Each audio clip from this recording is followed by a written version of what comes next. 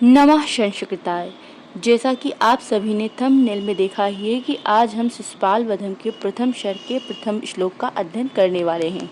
हमारी आज की यह कक्षा यूजीसी नेट जेआरएफ, पीजीटी और इसी प्रकार की अन्य परीक्षाएं जिसमें यह बुक लगी हुई है उन सभी के लिए उपयोगी है। शिशुपाल वधम का अध्ययन करने से पूर्व हम शिशुपाल वधम के बारे में सामान्य जानकारी जानेंगे, जैसे कि शिशुपाल वधम के लेखक कौन है, शिशुपाल वधम के मंगलाचरण के छंद का क्या प्रकार है, शिशुपाल वधम में कितने श्लोक हैं, कितने सर्ग हैं इत्यादि। तो चलिए देर न करते हुए हम अपनी आज की क्लास को प्रारंभ करते हैं। शिशुपाल वधम एक महाकाव्य है जिसके लेखक माघ हैं। विधा महाकाव्य सर्ग 20, जिसमें से हम प्रथम सर्ग के प्रथम श्लोक का हम आज अध्ययन करने वाले हैं। प्रथम सर्ग में श्लोक संख्या 75, छंद वंशस्थ, मंगलाचरण का प्रकार, वस्तु निर्देशात्मक। यह शिशुपाल वधम की कुछ सामान्य जानकारी थी। तो चलिए अब हम शिशुपाल वधम के मंगलाचरण का अध्ययन आरंभ करते हैं।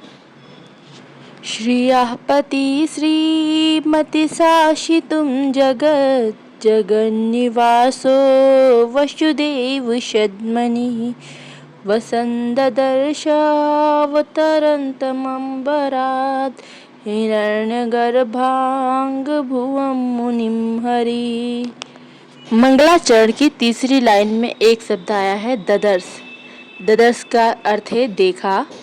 ददर्श हमारा क्रियापद है जो दिस धातु लिट लकार प्रथम पुरुष एक वचन का रूप है। अब प्रश्न यह उठता है कि किसने देखा। तो चौथी लाइन में लिखा है हरि, अर्थात हरि ददर्श, हरि ने देखा। अब हरि ने क्या देखा? तो मुनिम, मुनि को।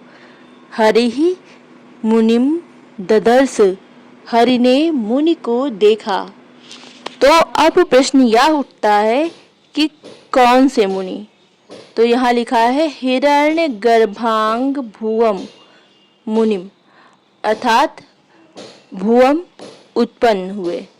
हिरण्य गर्भांग बोलते हैं ब्रह्मा जी को। तो ब्रह्मा जी से उत्पन्न मुनि, तो ब्रह्मा जी के मानस पुत्र कौन माने जाते हैं? नारद जी। तो इसीलिए कहा गया है कि हिरण्य गर्भांग भुवम मुनिम, अर्थात ब्रह्मा जी से उत्पन्न पुत्र नारद जी को। तो अब हो गया हरि ही हिरण्य गर्भांग भुवम मुनिम अम्बरात अवतरंतम ददर्श। हरि ने हिरण्य गर्भांग भुवम अर्थात ब्रह्मा जी से उत्पन्न मुनिम नारद मुनि को अम्बरात आकाश से अवतरंतम उतरते हुए ददर्श देखा। हरि ने ब्रह्मा जी से उत्पन्न नारद मुनि को आकाश से उतरते हुए देखा। तो अगला प्रश्न यह उठता है कि हरि कहाँ है? वैकुंठ में? तो नहीं। मंगलाचरण की दूसरी लाइन का अंतिम शब्द देखिए, वसुदेव षद्मनि।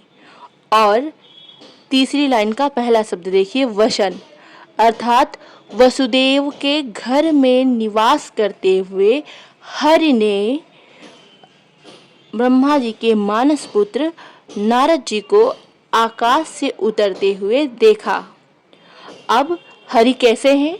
तो श्रियापति, लक्ष्मी जी के पति, श्रीमती शासितुम जगत, जगत का मतलब संसार को, शासितुम शासित करने के लिए, अर्थात जो संसार में राक्षस दैत्यादि बढ़ गए थे उनके वध के लिए और इस संसार को धर्म का आचरण सिखाने के लिए जो है जगत निवासो, जगत के आधार स्वरूप हरि ने ब्रह्मा जी के मानस पुत्र नारद मुनि को आकाश से उतरते हुए देखा।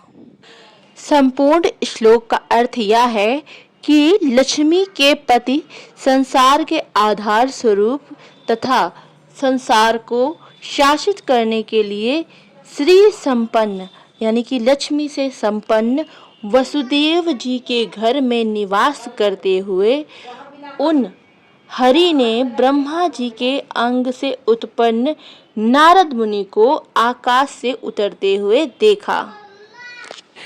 श्रेयः स्त्रीलिंग प्रथम पुरुष एकवचन का रूप है।